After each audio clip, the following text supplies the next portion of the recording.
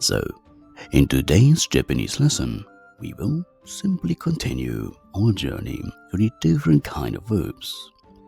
And in today's lesson, we will look at the volitional and the imperative. Starting with the volitional or ikoke. You can also refer to it as yo form, and you will see in a moment why. But first, what and when? Basically, it is the let's. For example, let's do something.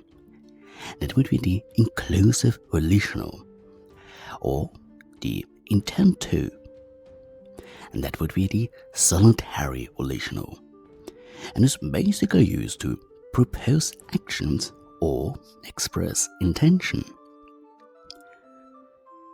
Next, let's have a look at the formation. Again, starting with the ru verbs. That would be iru eru verbs or ichidan verbs. As always, we are dropping the final ru and add yo. For example, taberu becomes tabeyo. Next, the godan verbs. Here, we are changing from the u row to the o row and adding u. And thus, we are lengthening the o sound. For example, kaku becomes kako. Nomu, nomu. And of course, our two irregulars.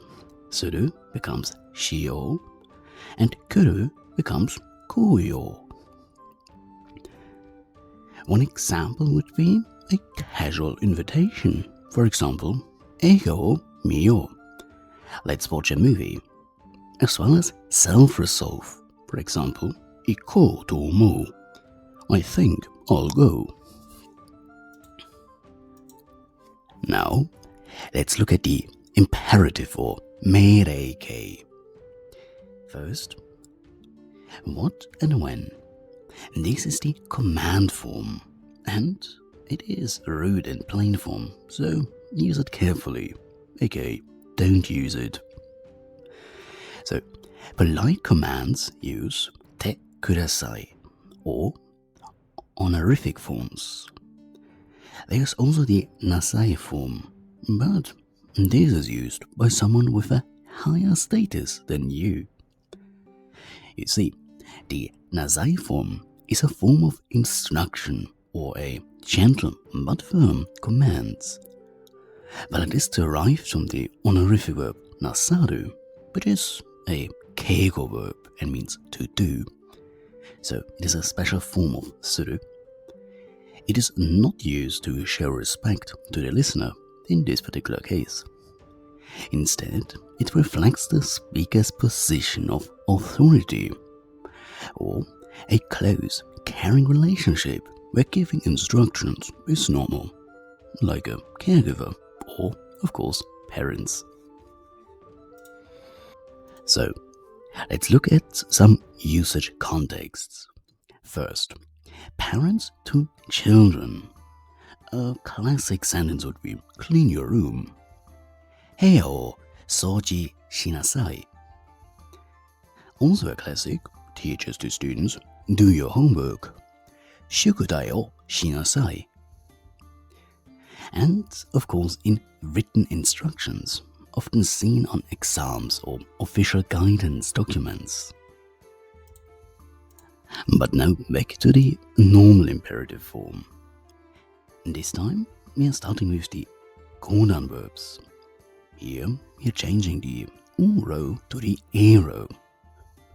So, kaku becomes kake, nomu, nome. Next, the ichidan or iru eru verbs. As always, we are dropping ru and add ro, or colloquially, yo. For example, taberu, tabeyo, or tabero. But, again, as I said, don't really use that particular form. It is very rude and very direct. The two irregulars, suru, shiro, or shio, and kuru. This one is koi,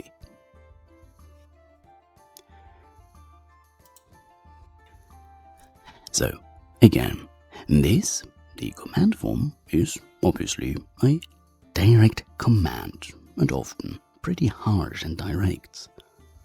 For softer commands, use te kudasai, which in this case serves as a more polite and gentle imperative and is not that direct.